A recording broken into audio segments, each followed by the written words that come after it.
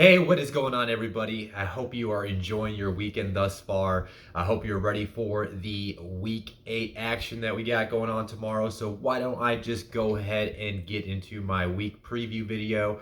If you guys been here before, you know how this works. I'm going to do my quick takeaways from the Thursday night game, give out my prospect encyclopedia player of that game as well, and then I'm gonna go dive into the rest of the matchups that we got going on tomorrow and on Monday night. So why don't I just go ahead and get into that great Thursday night game that we watched. I'm not going to go into detail on what happened, but obviously it was a really great game. Packers pretty much felt like they were in control for most of that matchup despite being down all those players. But then at the end, Kyler Murray had a chance, marched his team down the field, and then whatever happened with A.J. Green not running his route and finishing the play, turning around to catch the ball that would have gave him the win, or at least not gave it. It wasn't even an easy interception with what Rasul Douglas did. That was actually a very excellent play because of his awareness and his ability to bring in the ball before stepping outside out of the bounds. So that was a great play by him. So more kudos to him. It wasn't just some simple interception,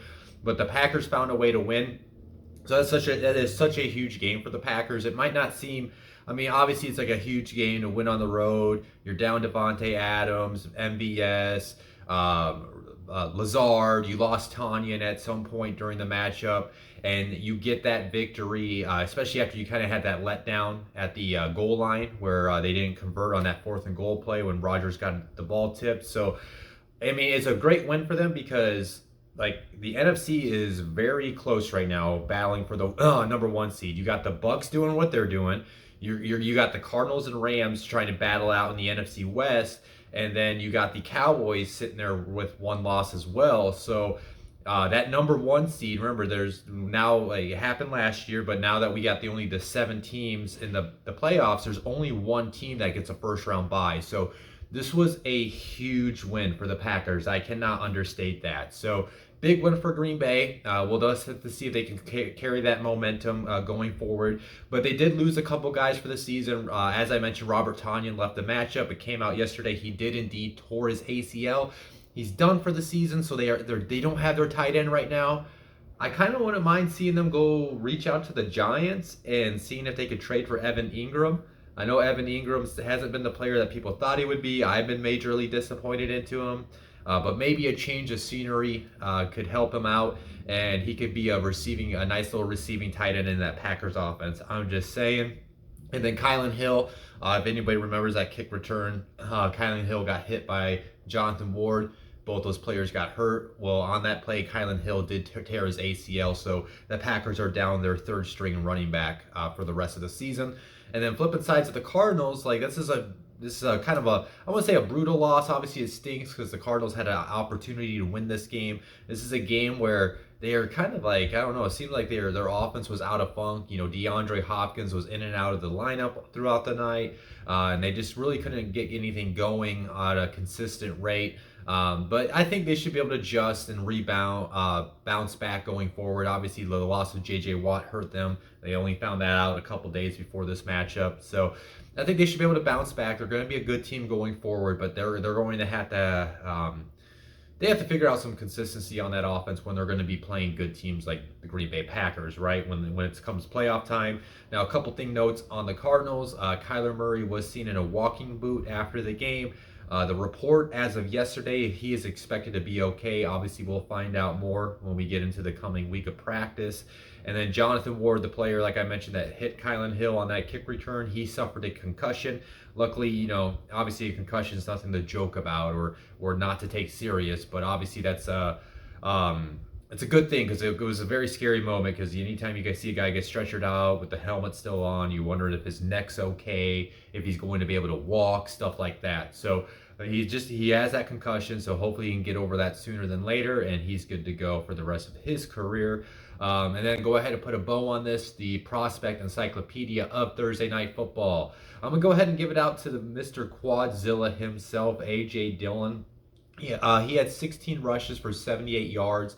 He was the leading rusher for the Packers last night. I think he was, yeah, he was a leading overall rusher in that game. He was averaging 4.9 yards per carry, and the Packers and Matt LaFleur, they leaned on that young back to help them win the game last night or on Thursday night. It was obviously with the out Devontae, without Lazard, they had to kind of adjust their offense and lean more on the rushing attack, and AJ Dillon got it done. He had that big fourth down conversion when Jordan Hicks came up and laid him out, but his strength, his lower body strength, allowed him to generate enough power to get to the first down. And I think he's a nice complement to Aaron Jones, because Aaron Jones is a do-it-all back, right? He can run in between the tackles, he can run on the outside, you can line him up at receiver, you can use him as screen guy. And then AJ Dillon could come in there and just lay the thunder like on any play, and wear and tear that defense. And then like when it comes down to the fourth quarter, that kind of opens up things for Aaron Jones because they're so used to hitting that big boy in AJ Dillon. So I like that going forward to see how AJ Dillon can play going forward, and I expect that he will be a heavy, not heavy user, but I think he will have a nice little role going forward in that Packers offense as the season progresses. Now, that is the Thursday night game, so why don't I just go ahead and get into the rest of the matchups. I'll go ahead and start with the 1 p.m. matchups. We got the first game I'm going to talk about is we got the Panthers traveling down to Atlanta to face the Falcons. As far as injury reports for this matchup, two players on the Panthers are out: Terrace Marshall Jr. with a concussion, and then Daryl Johnson with a hamstring. And then there are two players that are questionable: C.J. Henderson with a shoulder, and then Shaq Thompson with a foot. And on the Atlanta Falcons side, there is no injury designation, so they are as healthy as they can be outside of any players that have been placed on IR. So go ahead and dive into this matchup. I mean, it seems like the Falcons are kind of finding themselves on offense as the season has gone on. You know, they're getting Kyle Pitts more involved, and that player is being the player he was drafted to be. The kid is an absolute stud. He beat Xavier Howard on that route last week to give him a field goal position to win that game. That's against one of the top cornerbacks in the league, and that young tight end got the job done. So he's emerging. I think Calvin Ridley will eventually, get things going. His season hasn't been as good as maybe they would hope, but he's still being a heavy contributor. You got to like how they're using Cordero Patterson, and then Matt Ryan has been playing some solid football as of late. And then they're going against this Panthers defense, which is it's still a decent defense. They still they're still a strong defense up front. With Brian Burns, he should be able to come off the edge and get after Matt Ryan throughout the matchup. But their secondary is still a work in progress. Now I think this is the week that we're going to see. Why did I see his head in my mind? He's one of my Stephon Gilmore. I like watching him play football, so I don't know why I was drawing a blank there for a second.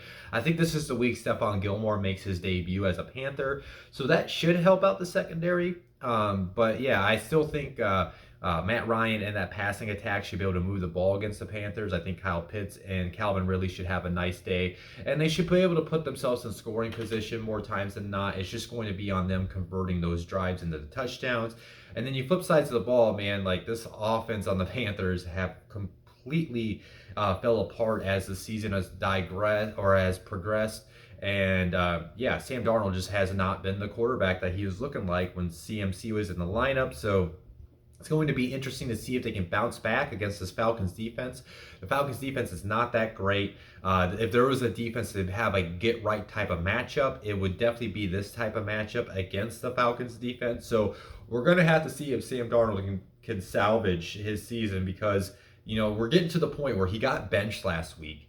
There's rumors around, are they going after Deshaun Watson? Are they not? There's denial. There's other rumors that they are. So, he has to prove himself. Otherwise, he's going to be regulated towards a backup position going forward in his career. This might be the nice little matchup where he can do some good, solid things. I think the Panthers offense should be able to move the ball against the Falcons defense and also be in scoring position more times than not. Probably setting up for a shootout type of battle between both teams.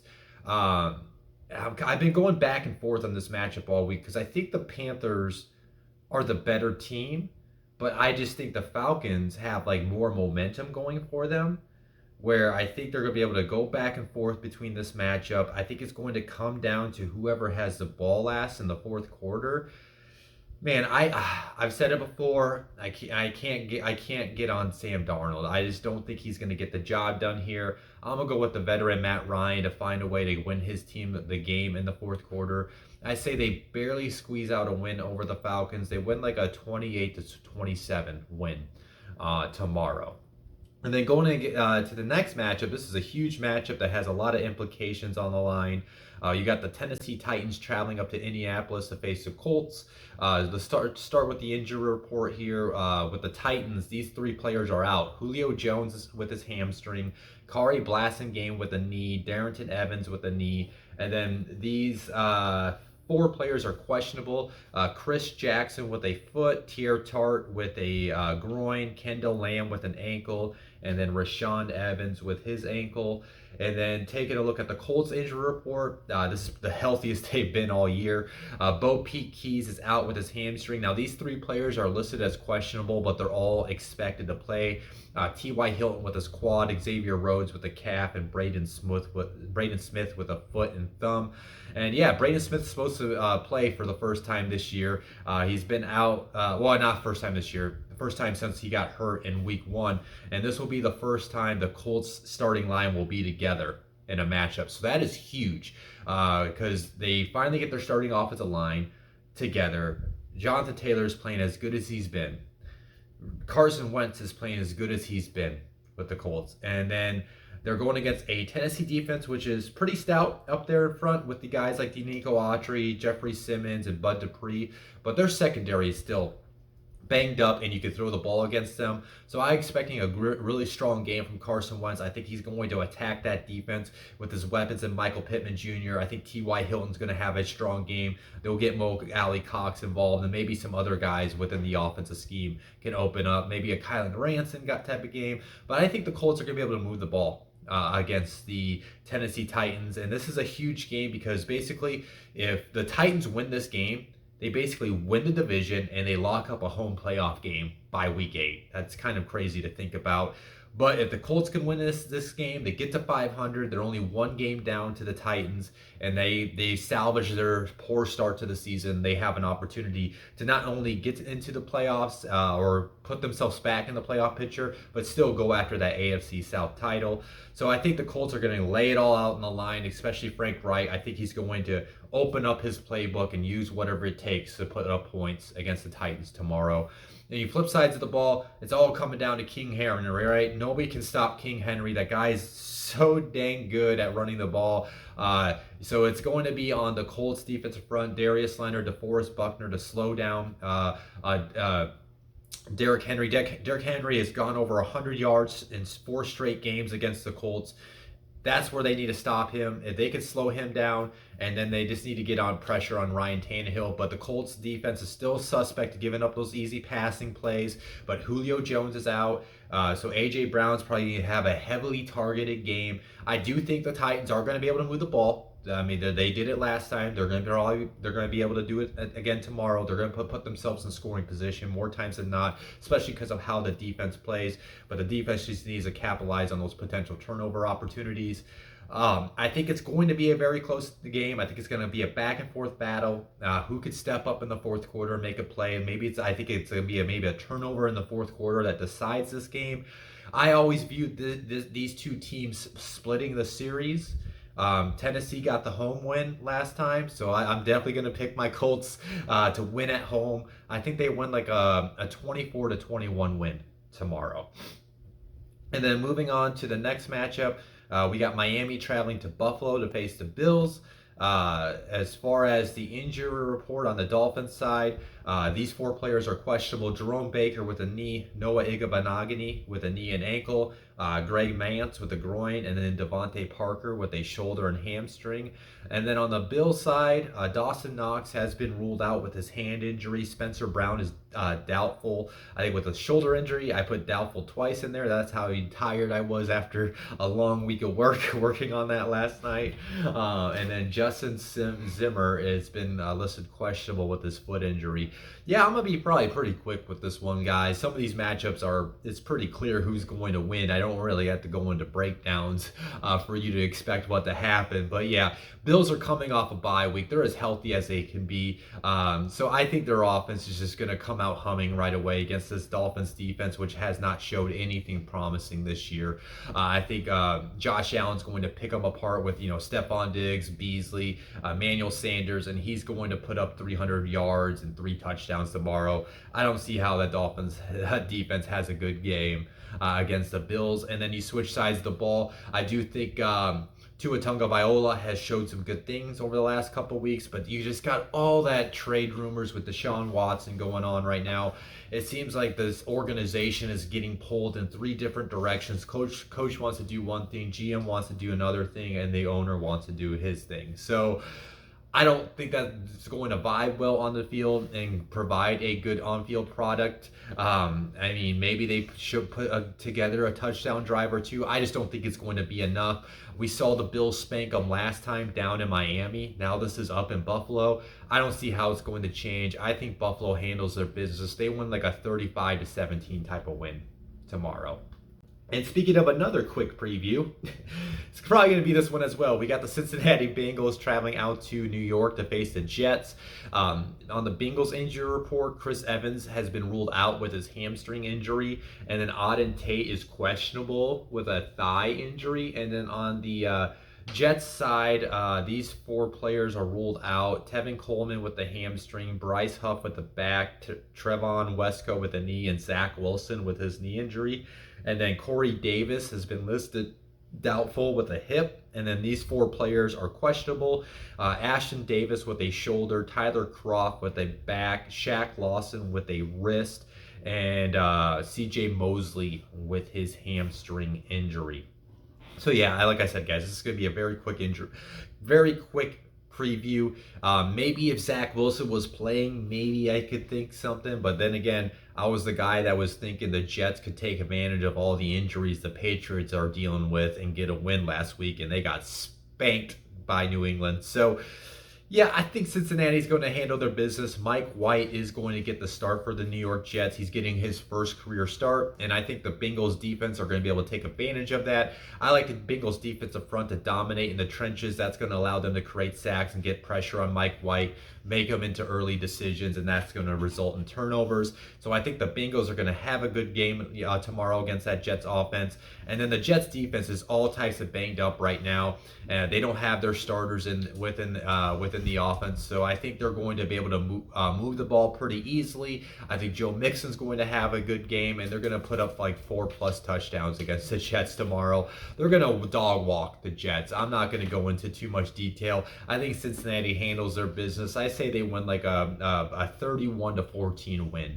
tomorrow. Yeah, and maybe even less than 14 for New York. Maybe I'm giving too much of a benefit for them to score 2 touchdowns tomorrow.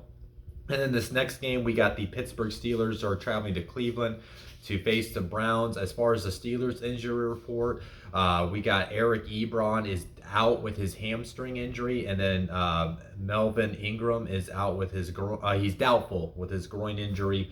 And then these players on the Browns have been listed as out. Denzel Ward with a hamstring, Donovan Peoples-Jones with a groin, and then Richard LeCounte, he's out with a discipline reason.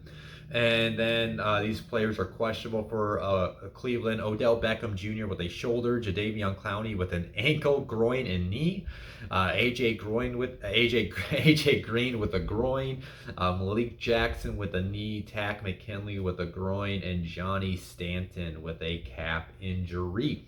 With this game, it's a big game for both teams, right? So like the Browns, obviously they got that win against the Broncos last week, but they definitely need to get this win over the Steelers, who climbed themselves back to a 500 record prior to their bye week, and they're as healthy as they can be coming out of the bye week. Baker Mayfield has been cleared to play, so he will be back in the lineup, and that should help out the Browns offense to move more efficiently than they were able to do with Case Keenum at the helm. So I think also Nick Chubb's back too. That's a huge thing. So the Steelers defense, it's going to be on them to win this game. But I think the Browns, with them having a healthy offensive line, I think they're going to be able to open up the rushing attack to start the game with Nick Chubb and kind of start to wear down that Steelers defensive front. And then as long as Baker Mayfield can protect himself and stay in the game, I think that can allow the play action to feed off of that, and they can get Jarvis Landry involved. Assuming Odell plays, I could see Odell having a nice little game for them, but they're going to need their tight ends like Austin Hooper, David Njoku to own that middle of the defense and pick up some first downs anytime they're involved in the passing attack. I think the Browns should be able to put up about 2 to 3 touchdowns against that Steelers defense, but if the Steelers want to win this game, they are going to have to look to win the turnover battle. So they need they need somebody to come up, TJ Watt come off the edge, force a fumble off of Baker, Mika Fitzpatrick get a pick six. So that's where I think the Steelers, if they're going to win this game, they're going to have to figure out their way how they can win the turnover battle against Cleveland. And you flip sides of the ball, the Steelers were able to kind of put some things together over the last couple weeks prior to their bye weeks. So they need to come out, and I think they need to establish some dominance in the trenches if they want to win this game. They're going to have to get Najee Harris going. Their offensive line is going to have to protect Big Ben and give him enough time to scan the field. They need to get Pat Freiermuth involved. As I mentioned, seems like Big Ben has always played well when he's got a trusty target at the tight end position, and Pat Freiermuth was kind of showing some good things prior to the bye week. Get Chase Claypool involved, and obviously get Deontay Johnson involved. I also do think they're going to be able to move the ball against this Cleveland defense. Cleveland defense is just a little banged up right now, right? Jadeveon Clowney is dealing with 3 injuries, but I think where the difference is can they protect Big Ben, right? So if Myles Garrett is able to have a field day against that left tackle position of the Steelers, that's where this game could get over really quickly. I could see him coming off the edge, lighting up Big Ben, forcing a fumble recovery, results in a touchdown, or even maybe hurting Big Ben as well, because he's getting older and just not a simple shot. I wouldn't call any type of hit from Myles Garrett a simple shot, but just a shot from a Myles Garrett could either knock him out of the game or make him less than 100%, where it's one of those games you see Big Ben just kind of, how I'm talking about, he just kind of just be limping around and throwing the rock. So yeah, I mean, I do think, though, the Steelers should be able to have a decent day on offense, but if they don't dominate those trenches, it could end up being a long day for the offense. As far as the winner, though, I'm going to go with the home team. I think the Cleveland Browns are the better overall team. I think they find a way to get the game, find a way to win the game in the fourth quarter, and I think Nick Chubb ends up closing out a game with a 20-plus yard touchdown run to put them up. I say they win like a 28-24 win in Cleveland.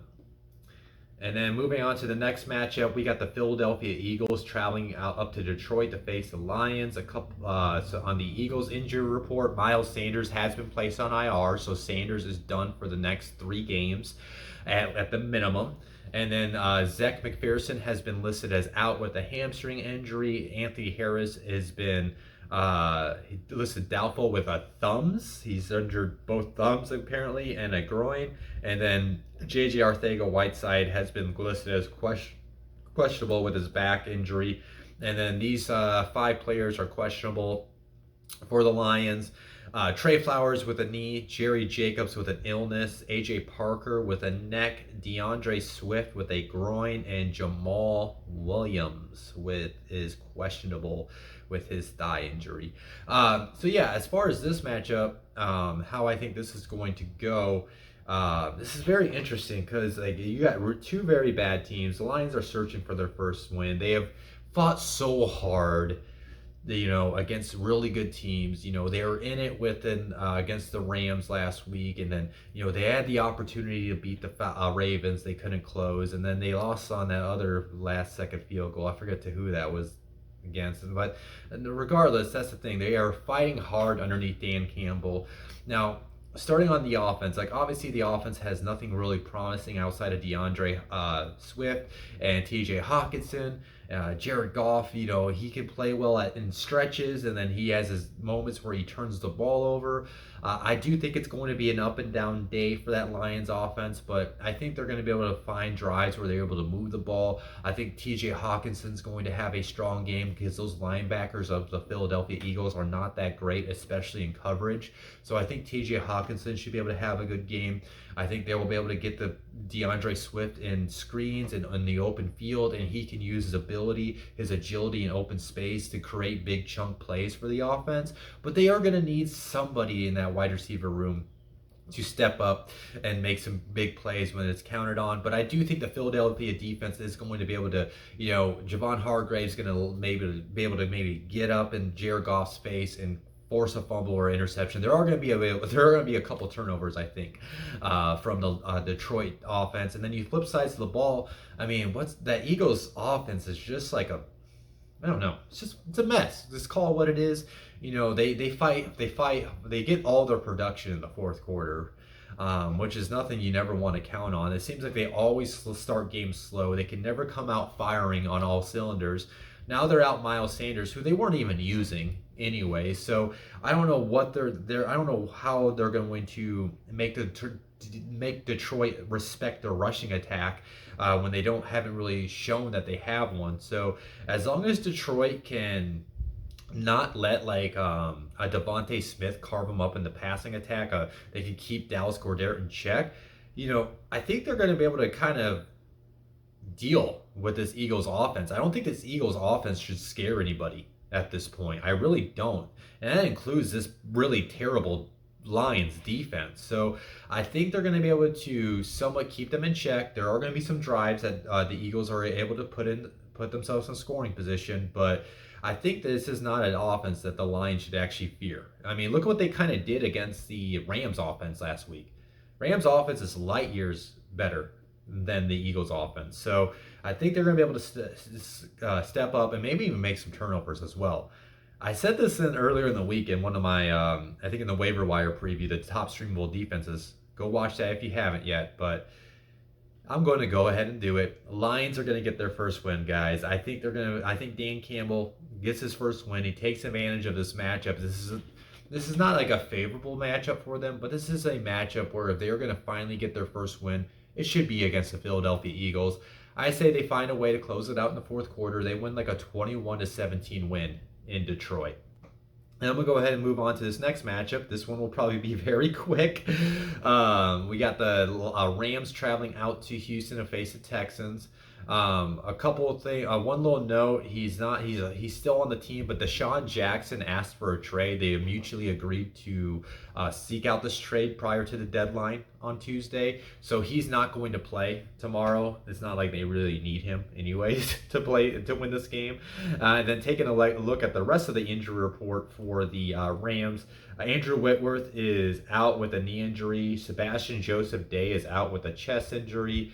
Jordan Fuller is questionable with his knee. Robert Rochelle is questionable with a knee. And then Jalen Ramsey is questionable with an illness. And then taking a look at the Texans injury report. By the way, if nobody knows by now, I didn't list it on my report, but the Texans did trade Mark Ingram for a 2024 7th round pick to the Saints, so he's no longer on that roster in case anybody is in fantasy football and they weren't aware of that. But these 5 players are questionable. Justin Britt with a knee, Christian Kirksey with a thumb, Justin McCray with an ankle, Jalil Johnson with a back, and Pharaoh Brown with a thigh. I'm going to be very quick with this one. I just don't think the Texans have a shot. This is a dumpster fire of a team right now. They can't get anything going. Every team's blowing them out. Their offense is pathetic, to be quite honest. And their defense has nothing to promising. I mean, there's Jonathan Grenard showed some good things off the edge against the Cardinals last week. I'll give him credit. I don't want to make all these players sound like they're bad, but there are some good spots, I guess you could say, on this team. But other than that, they're destined to be a top 5 pick team at the end of the year. This is what everybody expected them to be, and I don't see that changing anytime soon. Rams are just going to put up a lot of points and probably force multiple turnovers against this team. Rams handled their business. They won like a 35-7 win tomorrow. Sorry guys, there's some previews I'm just gonna go. I mean, what I'm not gonna lie to you guys and be like, oh, I think Davis Mills is gonna light up the Rams. No, I'm not gonna do that. So the next matchup, we do got San Francisco 49ers traveling out to Chicago to face the Bears. Let's start with the 49ers. Javon Kinlaw, he had knee surgery, so his season is done for the year. And then the rest of the injury report on the Niners: Maurice Hurst is out with a calf. Jaquiski Tartt is out with a knee. These two players are doubtful. Aziz Al-Shahir with a concussion. Dee Ford with a concussion. And then these two players are questionable for San Francisco: Samson Ebukam with an ankle, and then Trent Williams with an ankle and elbow. And then on the Bears side of things, Khalil Mack, this is huge. He is out with a foot injury. And then these number of players are questionable: Deshaun Gibson with a hip, Jakeem Grant with an ankle, Akeem Hicks with a groin, and Sam Kamara with a knee, and then Jesper Horsted with a knee.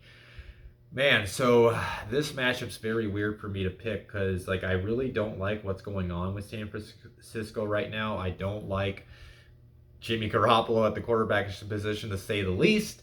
It seems like that offense has nothing promising going on. I mean, Deebo Samuel's having a very strong year 3, but that rushing attack, I mean, outside of a few drives here and there throughout the season, it hasn't resembled the typical Kyle Shanahan rushing attack. That passing attack is nothing that scares teams. They don't have chunk plays. They don't attack teams vertically, but you can't, they don't really have the quarterback right now you can attack them vertically with. So that kind of makes more sense. But then they're going against this Bears defense, which, you know, at times they have looked good, but they're out Khalil Mack. That's huge. That's the leader of their defense. That's the guy that can disrupt opposing offenses, right? So I think they're going to be able to take advantage of that. I think they're going to have a couple drives where they can maybe get some promising things going with the rushing attack in San Francisco, and then that can allow things to open up for like a Deebo Samuel.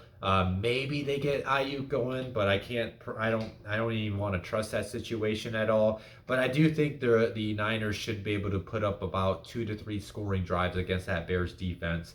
And maybe they even, Trey Lance is not even listed on the report, so maybe they actually get Trey Lance involved and we could see the rookie quarterbacks battle. Let's do that so this game actually has something interesting to pay attention to. And you flip sides of the ball, the Bears offense, man, they're coming off that rough performance last week against the Bucks defense. But I do think they might be able to get some things going against the San Francisco defense. The 49ers defense isn't what it was a couple of years ago. I mean, you know, ever since they traded DeForest Buckner, that defensive front hasn't been the same. Then they're out Kinlaw, they're out Hurst, they're out Tartt, they're out Shahir, they're out Dee Ford. So that defensive front outside of Nick Bosa is like decimated at this point. So I do think if they actually come in here with a strong offensive game plan with the doing the RPO system with Justin Fields and Khalil Herbert and Damian Williams, like I do think they can attack this 49ers defense the right way and put up some scoring drives. But the question is, are they going to do it? Because I just don't simply trust their head coach. Now that's going to be the interesting factor too, is Matt Nagy tested positive for COVID, and I don't think I've heard anything promising where he's going to be able to coach tomorrow. I don't know if he's had any negative tests come in. So if he's out and this Bears offense actually lights up the 49ers defense, can you guys already not imagine people talking about like, oh, are the Bears better without Matt Nagy at the helm, right? So, but I do think there's a way they can attack this 49ers defense, as I was saying. I just don't trust them to do it. But if there was a way, use the RPO, attack this defensive front that is super banged up, kind of like the Colts did last week, and you can get things going on the grounding attack, and then what that will do is that will open up the passing attack where you can attack them deep downfield with the Darnell movie, get Allen Robinson involved. So there is a way, there is a recipe to success for this Bears offense tomorrow. I just don't know if I trust them doing it. I do think they're going to put up points. I do think this is going to be a back and forth battle between both teams because I think each team has their own deficiencies in their own way.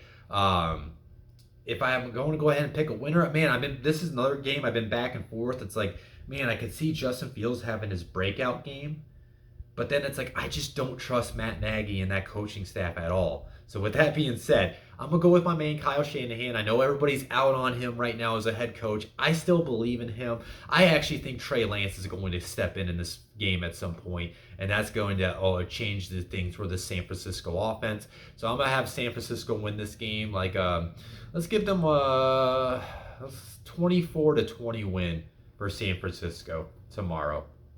And then those are the 1 p.m. games. I'm done with those.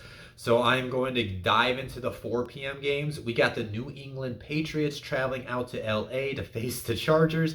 And guys, the Patriots are either playing mind games with their injury reports or they are just super banged up. As everybody knows, last week they had I think 17 players on the injury report. Well, this week they have 15. So let me just go ahead and get into this long-winded report.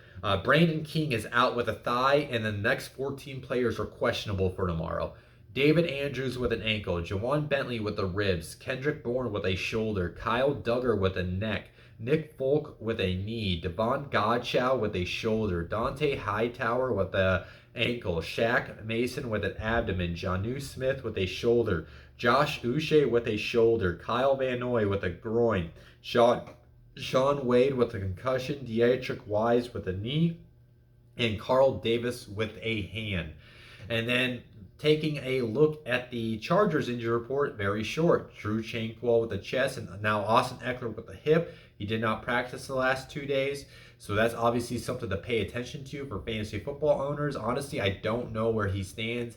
It sounds like they're trying to give him some rest. I'm not sure. So do pay attention to that as maybe something comes out today, or definitely we'll know by around 11:30 a.m. Eastern tomorrow when the inactive lists come out. So with that being said, the Chargers are very healthy compared to the Patriots, so you already know where I'm typically going to lean in this matchup. Chargers are at home, coming off a bye week, so I expect them to have a strong performance. Keenan Allen, Mike Williams are not on the injury report. They're healthy, so they still got Justin Herbert. They still got their 2-star wide receivers. They got Jared Cook at the tight end position. So I like the ability that they're going to be able to attack this Patriots secondary. And then regardless if it's Eckler, regardless if it's Kelly, Roundtree, or Justin Jackson, some type of combination at the running back position is going to be able to have a strong game off of the strong passing attack of the Chargers, and I think they're going to be able to put up some points against that Patriots defense tomorrow. And then you flip sides of the ball, like Mac Jones is playing some really strong football from the quarterback position. He's accurate. He moves the ball. He doesn't make dumb decisions. That's all you can really ask for. He's like your prototypical like Bill Belichick quarterback if he didn't have a lot of talent. Like, he might not have a super strong arm, but the guy does get the job done. But they are going against this Chargers defense where the way you want to attack them is on the ground. So I expect a healthy dose of Damian Harris, Brandon Bolden. I expect those guys are going to be able to be the main focus of their passing attack. But they're going to have to eventually probably have to keep up, I think, with the Chargers offense. So can Mac Jones, okay, Mac Jones has played solid, right? Managing games, doing what he's got to do. But can he get into a shootout with a guy like Justin Herbert? Because at the end of the day, Justin Herbert's here to stay for the next decade, right? So if Mac Jones is here to stay for the next decade, I'm not saying he has to prove it in this game. I'm not saying he has to prove it this season. You got to give guys the time to develop. But this is the type of game where Mac Jones might have to be put on his arm, his shoulder. He has to attack with Nelson Aguilar, Kendrick Bourne, Hunter Henry. I think Hunter Henry definitely does find the end zone against his former team. And to see if they can get into a barn burner type of matchup. I think maybe he shows some decent things at times, but I think it catches up to him. He tries to press a throw in the third or fourth quarter, and it results in an interception that changes the game and allows the Chargers to kind of start opening things up and getting the victory. Chargers win a 31-24 win tomorrow against New England. And then this next game, all right, it's going to be a rough one. Whenever Russell Wilson's not involved, the Seahawks are just a rough team to watch, to say the least. All right, we got the Jaguars traveling out to Seattle to face the Seahawks. On the Jaguars injury report, Jay Tufele is out with a hand injury. These two players are questionable. Tyson Campbell with a toe and Devon Hamilton with a shoulder. On the Seahawks injury report, Marquise Blair is going on IR. His season's over. That sucks for the kid. He just can't stay healthy. He has plenty of talent. And then these three players are questionable: Dwayne Brown with an illness, Alex Collins with a groin, and then Damian Lewis with a shoulder injury. Man, this is a game where Geno Smith makes everything difficult for me to pick with Seahawks games, to be quite honest, because like everything says with this game, Seahawks should win, right? They're going against a rookie quarterback in Seattle with that home crowd, right? So that's one thing. It's the Jaguars. That's another thing. And then you got Urban Meyer, right? So everything says this should be the Seahawks win. But then again, Jaguars got their first win before the bye week. They're coming off the bye week. They're healthy as possible. They've had 2 weeks to prepare for this. And then they're going against the Seahawks team, which has, on offense, has not showed anything like promising at all, right? So it's going to be very interesting to see how this plays out. Like, I think Geno Smith should be able to at times move the ball against this Jaguars offense. I mean, just Jaguars defense. But man, I can really see a strong game out of Josh Allen and K'Lavon Chaisson coming off the edge and forcing things to be rough for Geno Smith, where he might end up turning over the ball a time or two. So I think it's going to be like about 2, maybe 3 touchdown drives for the Seahawks offense, but I think they're going to struggle. I think it's going to be a hit-miss offense tomorrow. And then with the Jaguars, I think it's going to come down to Trevor Lawrence. I think is going to have a good game. I know it's in Seattle. I know it's the 12s, but listen, he's played at Clemson. He's been involved in the national championship games. He's been in raucous crowds before. That's what I'm trying to get at. Now, I know it's a little different at the next level, but I think he's going to be able to play efficient football. I think he's developing things within the offense, and I think he's going to be able to get things to like Laviska Shenault and Marvin Jones. They're going to be able to attack that Seattle secondary, and then they're going to be able to get things going on the ground with James Robinson against that rushing defense of Seattle. So I think they're going to put up their 2 to 3 scoring drives as well. I think what this game is going to come down to is the turnover battle. Who can either win it throughout the game or who can make the crucial turnover in the fourth quarter.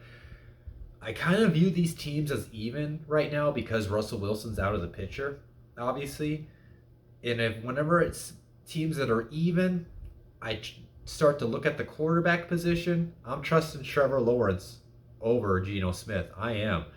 I think the Jaguars find a way to get the win in Seattle. I do. I think they're going to win like a 24 to 17. Yeah, I like that score. 24 to 17 win for the Jaguars tomorrow. I can't believe I picked them in Seattle to win, but I just did it. I did it. I'm sticking with it.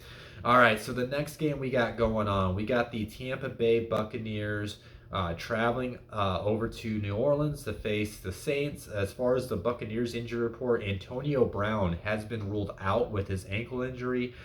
These 5 players are questionable: Levante David with an ankle, D. Delaney with an ankle, Rob Gronkowski with the ribs, Jason Pierre-Paul with a shoulder and hand, and Richard Sherman with his hamstring. On the Saints side, these 4 players are out: Andrews Pete with a pectoral, Dwayne Washington with a neck, Taysom Hill with a concussion, Peyton Turner with a calf, and Deontay Harris with a hamstring.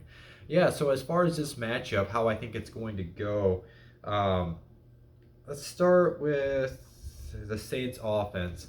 Man, the Saints offense is weird, right? Because like Jameis Winston is such an up and down quarterback. You never know what you're going to get out of him. At any moment, he's going to push the ball down the field. Then on any moment, he's going to turn the ball over. Now, obviously, he does indeed want to get revenge against his former team. He wants to maybe put his team in position to win the division, because this is one thing that's kind of odd about last year is the Saints swept them in the regular season. Obviously, they lost to them in the playoff game, but the Saints won the division last year. So the Bucs are actually looking to win the division this year. So obviously, this is a game they want to make a statement against. But with the Saints sitting there at a 4-2 record, they're only 1 game behind the Bucs. So I expect Sean Payton to completely open up this offense and go after the Bucs defense, especially with how many injuries they have into the secondary. So this game can be won if Jameis Winston doesn't turn the ball over and he's able to push the ball down the field to his weapons with like Marquez Callaway. We'll have to see if Deontay Harris can play, but if he can play, he can kind of open up things with his speed on the deep attacks as well.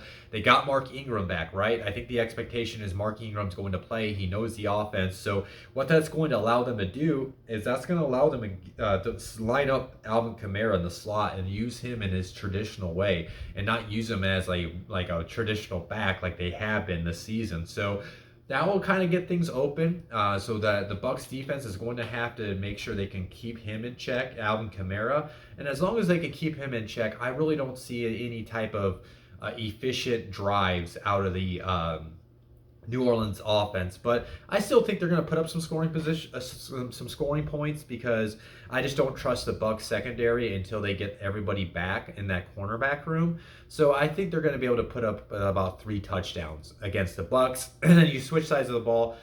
It doesn't matter who's hurt in that skill position room. They have so many people that they can just throw in there. So I think Tom Brady is going to be able to move the ball against the Saints defense. Now, the Saints defense, that's where this game can be won. They do have one of the better defenses in the league. Marshawn Lattimore has strong history of battling with Mike Evans, so they're going to need like a Chris Godwin to step up, a O.J. Howard to step up, Leonard Fournette to take over in the ground attack. But if Demario Davis and Cameron Jordan, if those guys can get that defensive front seven to keep the Bucs rushing attack in check, and then like Marcus Davenport and Cameron Jordan can harass Tom Brady as often as possible coming off the edge, maybe there are some times they can stall that Bucs offense. But I just think the Bucs have too much talent on offense. They're going to be able to overcome it at some point, and they're going to put together their 3 or 4 scoring drives. I do think this will be a close game. It's a divisional rival game. The Bucs are dealing with their own type of injuries as well. And like I said, I think Jameis can take advantage of the banged up cornerback room and put up some points. But I think the Bucs do find a way to win on the road. I say they win like a 27-21 win tomorrow. And then I'm going to move into the last 4 p.m. game. We got the Washington football team traveling out to the Denver to face the Broncos. Talk about a rough matchup to watch. Because of the quarterbacks that are playing this game. But let's go ahead and dive into the injury reports on the football team side.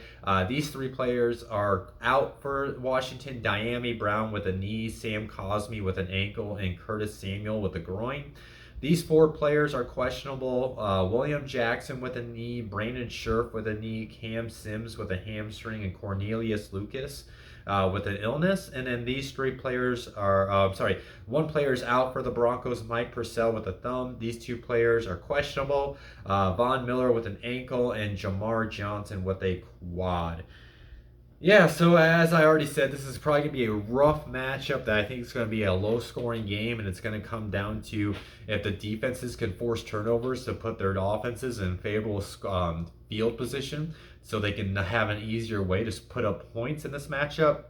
So yeah, I mean, starting with the Denver's offense, like they have showed really nothing promising as of late. Teddy Bridgewater has been less than uninspiring to watch from the quarterback position. I was very surprised they have not at least turned the ball over to Drew Lock and see what he can bring. Obviously, that shows that Drew Lock has not shown any type of development in practice if they haven't wanted to see what they got in the young cat, because you know what you're going to get out of Teddy.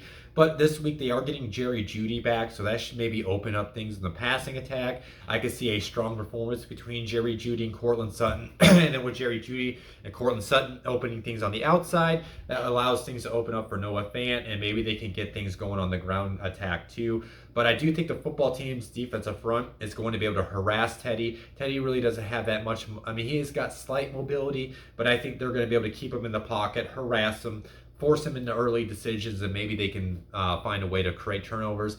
But I think the Broncos offense has enough where they can take advantage of that poor secondary of the Washington football team, and they can put up around 2 to 3 scoring drives. And you flip sides of the ball, man, that football team is so banged up on that side of the ball. You know, they got scary Terry McLaurin, they got Antonio Gibson, but that's about it. Right? So if there's anything, I think the Denver defense could take advantage of being at home, being in front of the crowd, taking advantage of all that noise, and get after Taylor Heinicke. Von Miller needs to have a good game, especially with the rookie Sam Cosmi's out, so their backup right tackle's playing. I think Von Miller is going to be able to come off the edge and make Taylor Heinicke's life difficult in this matchup. I think they can put up points here and there, but I think the Broncos defense is going to step up and make plays when they need to. I think Patrick Surtain, I can see that young cat get an interception. So I do think Denver's going to kind of get things a little bit right in this matchup. I'm going to pick the Broncos to win because they are at home, but not that by that much. I think the Broncos win like a 17-14 win tomorrow. Yeah, I'm kind of losing my voice if you guys can't tell. I don't know what's going on. And then I'm going to go ahead and move into the Sunday night matchup. We got the Dallas Cowboys heading up to Minnesota to face the Vikings. Now, this is going to be a hard game for me to predict because of the injury. Go ahead and go into the Cowboys injury report. Dak Prescott's listed as questionable. But man, everything that was coming out yesterday and the last couple of days, it doesn't sound like Dak Prescott's going to play. So it's hard for me to predict because if Prescott plays, like I feel a lot different about the Cowboys. But if he doesn't, you can already know who I'm going to pick. Tyron Smith is questionable with an ankle, and then Dorance, I know I didn't. I listed his name as Dorance hamstring, and I know it's not that. It's Dorance Armstrong. He's questionable as well. And then on the Vikings report, these three players are out. Ben Ellefson with a knee and foot, Michael Pierce with an elbow, Patrick Jones with a knee, and then Dede Westbrook is questionable with his ankle injury. So Vikings are coming out of their bye week very healthy right now. Dalvin Cook's not even on the injury report. They're going against a Cowboys defense, which has been good at times, but I think you can run the ball against them. So I expect a healthy dose of Dalvin Cook. That's if Dalvin Cook can get going early, that's going to allow the play action for Kirk Cousins. That's going to allow Justin Jefferson to go deep, Adam Thielen to hit him with the crossers, and I think they're going to be able to have a nice little balanced attack against that Cowboys defense. And if the Cowboys are going to want to have a shot to win this without Dak, assuming that Dak isn't going to play, that's where I'm kind of leaning towards right now. They're going to have get those turnovers. Mr. Turnover himself, to Trayvon Diggs, maybe to get a hand on a couple balls throughout the game. But I think the Vikings are going to be able to play efficient football as long as they keep to a healthy balance of their passing attack and rushing attack with Dalvin and Kirk. And Kirk's been playing at a high level this year. So I think they're going to be able to attack them deep, hit them with the intermediate game, and then get them going with the rushing attack at times with Dalvin. And I think they could put up 3 to 4 scoring drives against the Cowboys defense. Now, I mean, obviously, like I said, if Dak plays, I can see him going after this Vikings defense. The Vikings defense has played better as of late, but there's still nothing special. But everything says Dak is less than 100%. So even if he plays, he's not going to have that mobility to stretch out the plays, get outside the pocket, and run for first downs, right? So I think that offense is going to be very inefficient if Dak plays. And then if Dak doesn't play, I don't know how they're going to win this game. It's going to have to literally be on the back of Ezekiel Elliott. But I think Minnesota has enough up in their defensive front to keep that in check.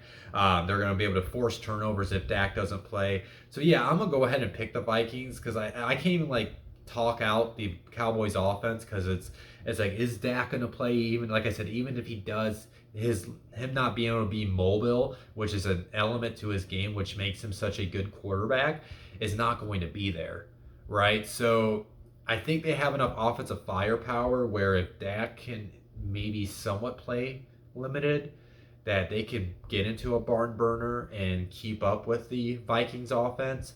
But if he doesn't play, I think eventually Cooper Rush would throw an interception. There will be some type of turnover that opens up the game, and the Vikings open up things and get the victory.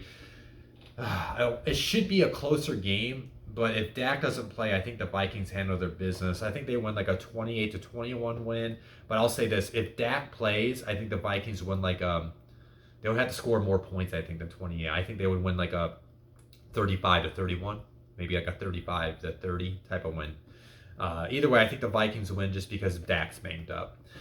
Moving on to this next matchup, we got the Monday night game between the Giants and Chiefs. Obviously, this is not the final injury report, so we'll stay tuned for that for later. But as of now, the amount of ankle injuries that the Giants have right now is ridiculous. All these players that I'm listing as did not practice last week are all because of an ankle injury. Saquon Barkley, Lorenzo Carter, Nate Ebner, Kenny Golladay, and Carter Coughlin. And then these players are limited. Kadarius Toney is limited with his ankle injury, but it sounded like a report I saw this morning before I recorded. He should be able to play this week. Evan Ingram with a calf, Danny Shelton with a pec, Sterling Shepard with a hamstring, and Caden Smith with his knee. And then taking a look at the Chiefs injury report, these number of players did not practice. Chris Jones with a groin and wrist, Anthony Hitchens with a tricep, Colin Sanders with a knee, Tyrann Mathieu with an illness, and then these 3 players have been limited. Michael Burton with a pectoral, Mike Remmers with a knee, and then Charvarius Ward with a foot.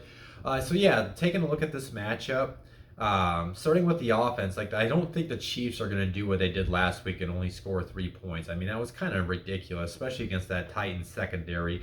I think this will be a nice little bounce back game for the offense. They are going against a Giants defense that played pretty well last week, but that was against Sam Darnold and that Panthers offense. But I do think they should be able to get things going, especially through the air. Tyreek Hill, Travis Kelce, get them going early. They need to come out, and they should probably start the ball with on offense and just get into a rhythm. Don't turn over the ball. Patrick just needs to stop pressing things, and they also got to get back some type of resemblance with Darrell Williams and Jerick McKinnon since CEH is out. They need to get the rushing attack going. They have been too reliant on deep plays, too many reliance on explosive plays.